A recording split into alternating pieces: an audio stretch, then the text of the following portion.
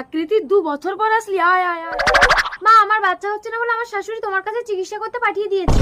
না, আমি তো চিকিৎসা করতে পারবো না। কেন? আমার শাশুড়ি তোমাকে টাকা দেবে। কোটি টাকা দিলেও আমি তো চিকিৎসা করবো না। কেন বাবা? আমি জানি না। সবিতা মাসি, তুমি তো সবসময় মায়ের চেম্বারে থাকো, বলো না মা কি করে চিকিৎসা করে, কেন আমার চিকিৎসা করতে চাইছে না? আমি বলতে পারবো না। তোমাকে 500 টাকা দেবো। তাহলে যা যা বললাম একটু ভুল করলেই কিন্তু দিদিমণি ধরে ফেলবেন। তাহলে আজ আমি রুগী আর তুমি দিদিমণির হেল্পার। গলা নকল করো। দিদিমণি, আমার বাচ্চা হচ্ছে না। ও পেশেন্ট, সবিতা তুই রেডি? কি গো, ভেতরে চলো, আমরা বেরোলে ওকে নিয়ে ঢোক। ভেতরে এসো। এই বাচ্চা তুমি নিজের ইচ্ছায় নিচ্ছ তো? মানে? আমরা স্বামী স্ত্রী মিলন করে আমার শরীর থেকে স্বামীর হরমোন তোমার শরীরে পুশ করি, তাতে তোমার যে সন্তান হবে সেটা কিন্তু আমার স্বামীর সন্তান।